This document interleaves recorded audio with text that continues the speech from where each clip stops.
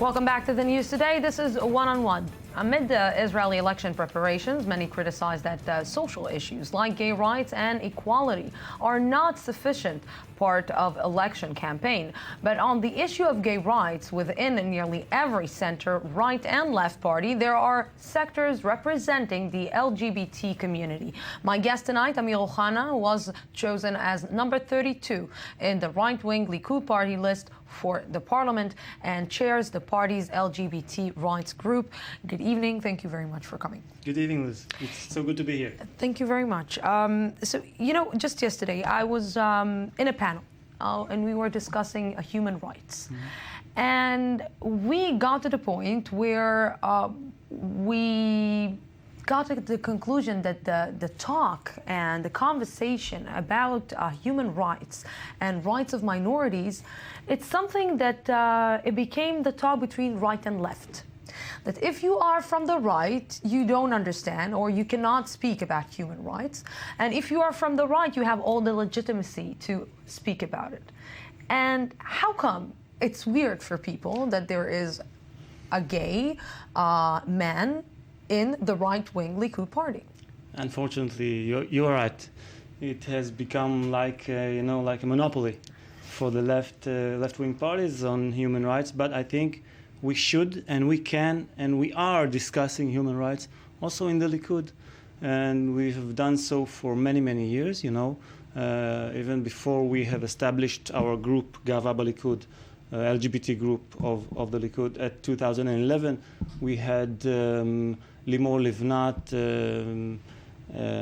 talking for women's rights, and we had non-Jewish members in the Likud talking about non-Jews' rights in Israel, and I think we should do it more and more. How did they get this, or get your participation, or accepted, or didn't accept your participation in the Likud Party? Well, when we established the group, it was 2011, we expected to get some rejections from our party. From your from community? Yeah, we expect, not from the community, from our party. Oh. Because, there is groups like Jewish Leadership of Moshe Feiglin and other groups that are more conservative, more religious, and so on. And so we expected that. We were disappointed to discover that none of them rejected us. On the contrary, we have gotten many friends wanted to meet us, and I'm talking about senior members of the Likud, wanting to meet us and talk to us and hear what we want to promote. On the other hand, from the LGBT community, we have gotten many rejections because, as I said before, they thought that there is some kind of a monopoly for LGBT rights on the left, and they wanted it to stay that way. So they have accused us in, I cannot repeat, we have heard awful things like, you are like the Jews that worked, at the Second World War with the other side. Yes. So after 4 years of work, we've heard everything. But now, since we are the biggest LGBT group in the Israeli Knesset, more than Meretz, more than the Labor, I think that we are not only the biggest, but also the most influential group, because we are working from the Likud that can do and change things more than any other party, because it's the ruler party. So, as a politician, I'm not going to make your life easy. I was expecting. So, the problem is that part of this panel, and yesterday I have to say that I learned a lot, it was like we got to a conclusion that if you want to speak about human rights, you actually need to start from a point that you really see all the people equal, that you really see all the people who are living in Israel, especially because equal have the same rights, same obligations, and we look at our one at another in the same way that we should look at one another, like human beings. Right. And unfortunately, and I can tell you from a personal experience, I've been feeling that the government that was controlling Israel for the last 6 years, let's say the party that was controlling Israel for the last 6 years, has been, which is your party, has been ignoring the minority of Israel. Nonetheless, treating it in totally not an equal way. Nonetheless, they even start speaking about the peace negotiation between the Israelis and the Palestinians, but I don't care about the Palestinians. I care about myself here. And it seems like when you are offering the nationality law, this is something, and you're coming and telling me you are not part of this country. It's actually telling me you are not part of this country. This is something that, from the beginning, is not equal at all. I totally agree with the first part of your question, and I totally disagree with the second part. Why?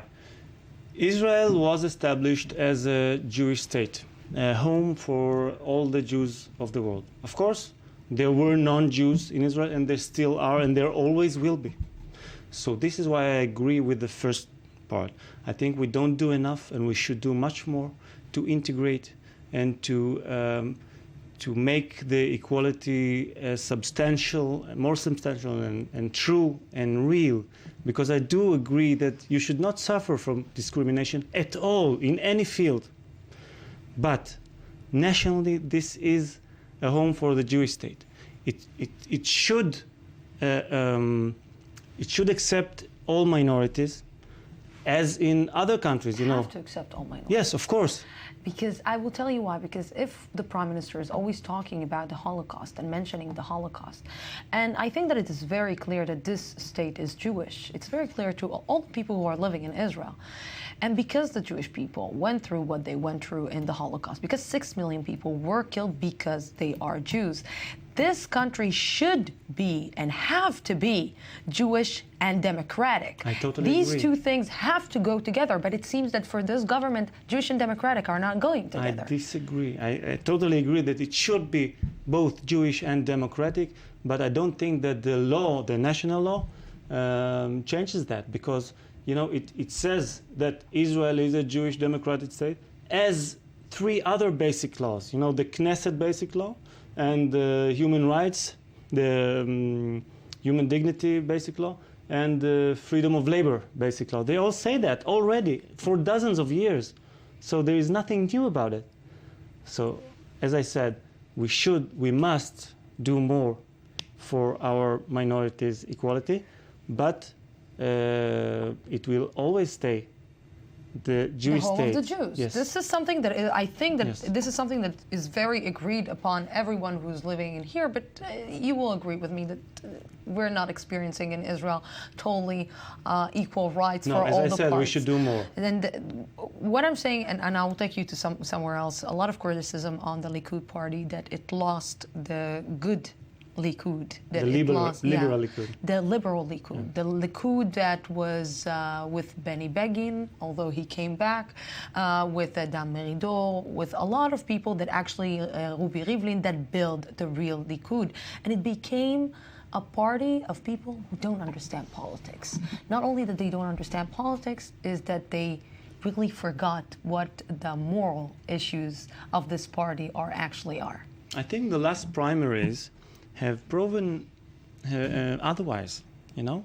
We see more and more liberal that were voted in the Likud, and people that maybe were less are not in the list. I can say for myself, I was a candidate for Tel Aviv district, not for LGBT. Yes. I'm also the chairman of Jaffa Likud, the LGBT group, but I was a candidate for Tel Aviv district, and I won. I won because Tel Aviv registers voted for me, and I'm talking about elders and religious people and all of these people that together make Likud what it is. I will put a point here, and I hope I have more time with you, but I really hope that in the Likud Party there were more people like you, much more people like you. Thank you so Amir much. Ohana, thank you very much, and good luck. It's been a pleasure. Thank you so much for the elections. And thank you, our viewers, for being with us tonight. Tomorrow we will be here at the same time, same place from the Jaffa Port, Israel. Have peace. Have a great night.